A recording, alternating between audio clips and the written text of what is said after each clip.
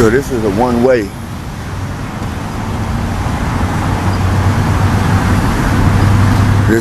This is a one-way.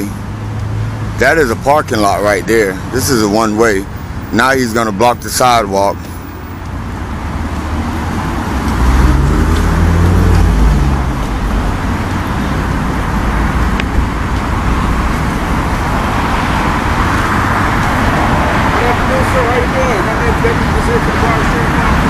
Deputy who?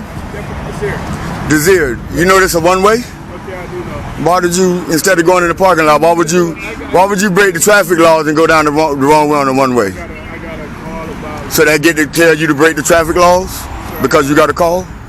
And you blocking the sidewalk. There's a parking lot right there. No, but I want to address your discrepancies that you would hold me accountable for. I'm here because I got a call. So that means you get to break the law. Does that mean that? You didn't answer that question. I don't care what the call is about, you don't get to break the law. Sorry, sir. What was the name again? I didn't give it. Why would you need my ID? Just trying to identify. Why? The video opens with a strong reminder about why understanding constitutional rights is essential. It introduces an encounter where police officers appear to act as though they are above the law, attempting to intimidate a civilian exercising lawful behavior. The narrator emphasizes that awareness and public support are key tools in exposing misconduct and preventing future violations of civil liberties. Do I have to show you my ID?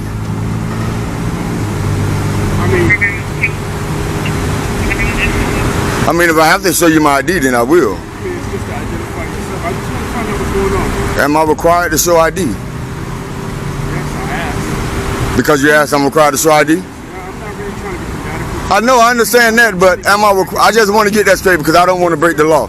I'm required based on what circumstance? I just want to address you by your name. What's your name? No, let's talk about the requirement. Okay. Based on what specifications am I required to give you my ID? I'm trying to identify who you are. Right. I want to. Do you have authority to identify me? I just want to, seriously. I do. Under what provisions? Committing a crime, about to commit a crime, or in the process of committing a crime. Right now, I don't have no probable cause. So,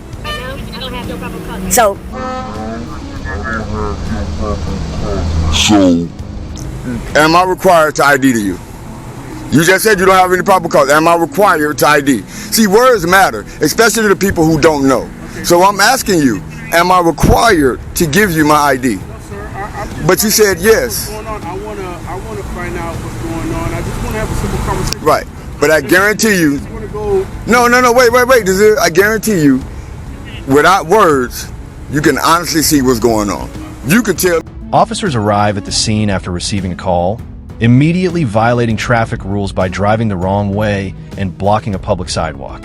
Instead of addressing their own misconduct, attention is redirected toward a citizen lawfully standing on public property.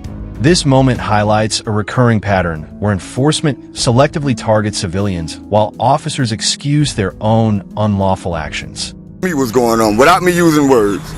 You see a camera, you see me standing on a public sidewalk, and you see all this stuff that I can photograph.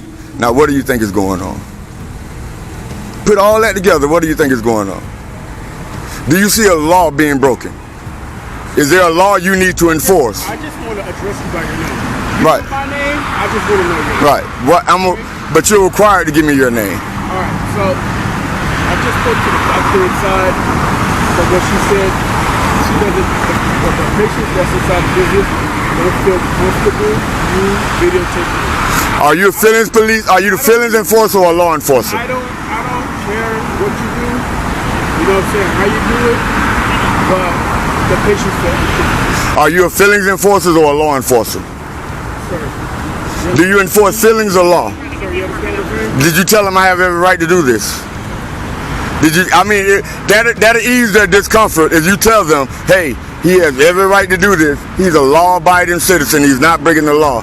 And my job as a law enforcer is to enforce the law. If there's no law to be enforced, I have no purpose.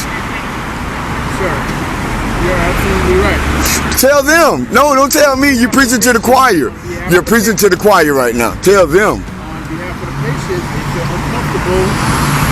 And I'm just, like I said, trying to find a... They should have stayed home, right? If they feel uncomfortable in public, they should have stayed home.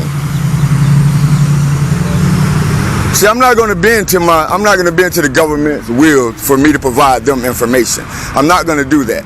The interaction quickly shifts to demands for identification, despite the absence of any crime.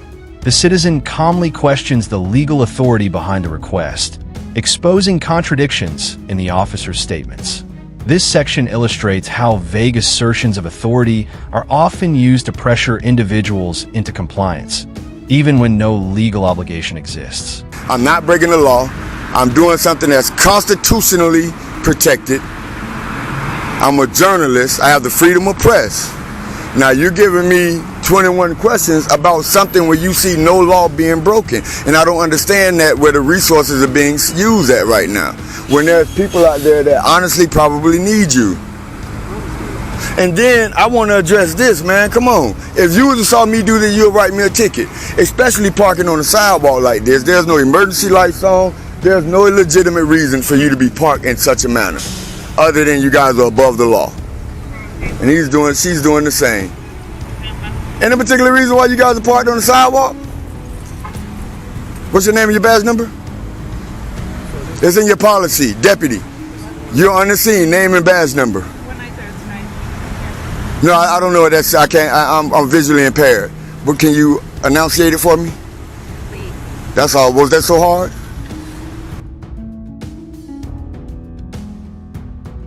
What's your name? What's your name and your badge number? Deputy Jensen, 20241. Thank you. Your name and your badge number?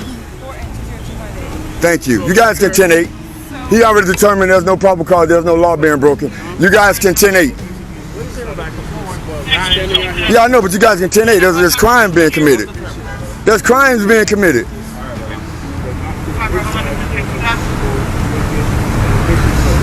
Are you the feelings enforcer or a law enforcer? Are you a feelings enforcer or a law enforcer? I don't care. I feel uncomfortable with all these. Officers attempt to justify their presence by citing public discomfort rather than any enforceable law. The narrator explains the critical distinction between enforcing statutes and responding to feelings.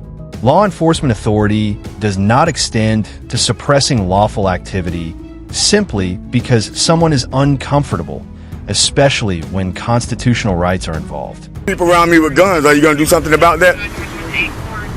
Are you going to do anything about that? Me being uncomfortable with all you guys with guns around me? No? You're not going to do anything about that, Thornton? Can you help me on that? I'm uncomfortable. All you guys got guns. He's willing to do something for them. They're uncomfortable and I have no gun. So can I get something done for me? I'm uncomfortable. Does that matter, Desir? Does my comfortability matter? I'm uncomfortable. I'm uncomfortable. I'm uncomfortable. But I'm uncomfortable with all these people with guns around me. If they're uncomfortable with a camera, how do you think I feel with guns?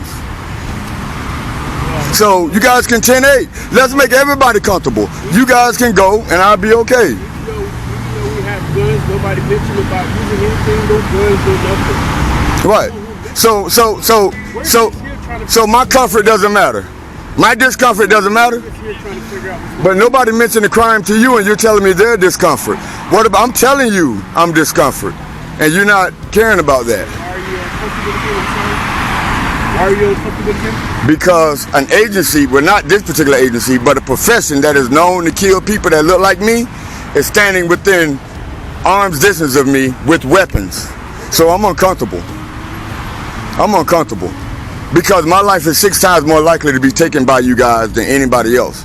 That makes me very uncomfortable. The citizen firmly asserts First Amendment protections, identifying as a journalist engaged in lawful news gathering.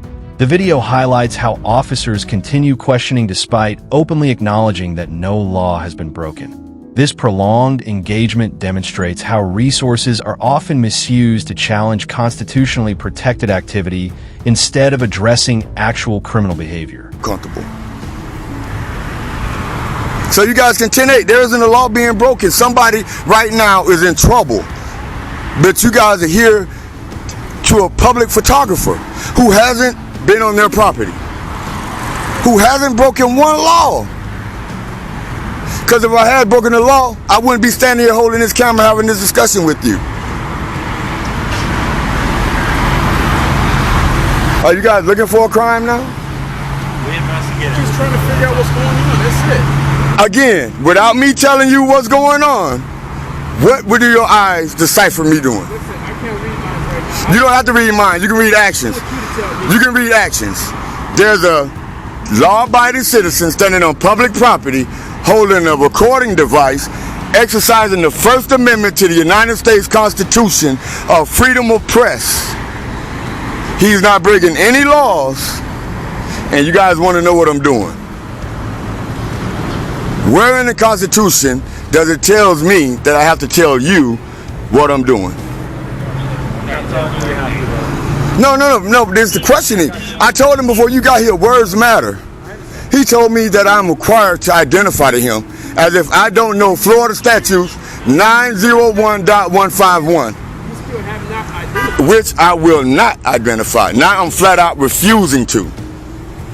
The discussion turns to personal safety and unequal power dynamics, as the presence of armed officers is contrasted with a single unarmed citizen. The narrator underscores how claims of discomfort are applied selectively, benefiting those in authority while dismissing the concerns of civilians. This imbalance further exposes flaws in how discretion is exercised during police encounters. Is that against the law? Is that obstruction? Because in order to ID me, you need probable cause of a crime being committed, about to be committed, or have been committed. In order for me, a Floridian, a taxpaying citizen, to relinquish my Fourth Amendment right to you. Do you have any of that? Is it a yes or no? You want me to answer your questions, but you want to answer mine. Is it yes or no? Do you have any of that? I feel like you already answered. I feel like you answered when you asked me what am I doing. You asked, I gave. You didn't know. We're on the same level right now. Okay. So, why we still here then? Why we still here? At the initial contact with you, I asked you, sir, tell me your name so I can address you by your name. Good citizen. Good citizen. Right? Good citizen. That's not the name your mom gave me. But it doesn't matter. I'm not required to give the government my name. This isn't Russia. I don't care about those patients. I don't care. I don't care. Where their feelings start, my rights doesn't end. Where their feelings begin, my rights don't end. Now, I gave you Florida statute. I told you about the Fourth Amendment. You see I'm not breaking the law. Why are you so, why you got, okay, I'm not detained, am I? Am I detained? I'm not detained? The citizen clearly explains the legal standard required for compelled identification under state law, emphasizing probable cause and reasonable suspicion. Officers are unable to articulate any such justification.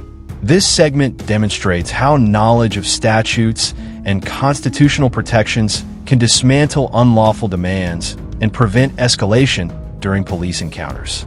Okay, because you guys are half circling me. I don't like that. No, I'm not leaving. I just don't like to be half circled like that.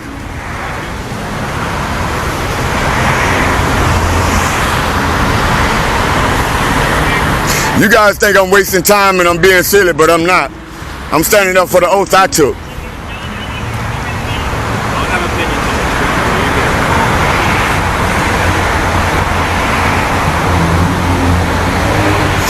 That's what shit happened to the camera. People should be silly in front of the camera. Don't think people are trying to hurt people. How many cameras did you guys pass by getting here? More than we can count. So sometimes I wonder, is it the camera or is it the man with the camera? Unfortunately today we get a call about it. I know. I'm not blaming you guys. I'm not blaming you guys. If the job is being done right, I applaud it. But when the job is being done to manipulate, I'm going to push back on it. Right? I'm going to push back. You guys are going to see the video. As the encounter continues, officers circle the citizen while denying that he is being detained. The narrator explains how body language and positioning can contradict verbal assurances. This moment highlights why clarity matters, as ambiguity is often used to blur the line between consensual encounters and unlawful detentions. And I asked him several times, am I required to give you my ID? Him thinking I don't know, said, yeah, I'm required. That's not right. That's not right. I know. And hey, I believe you're a good dip. I believe Tony don't hire nothing but the best. So I need you guys to be that way.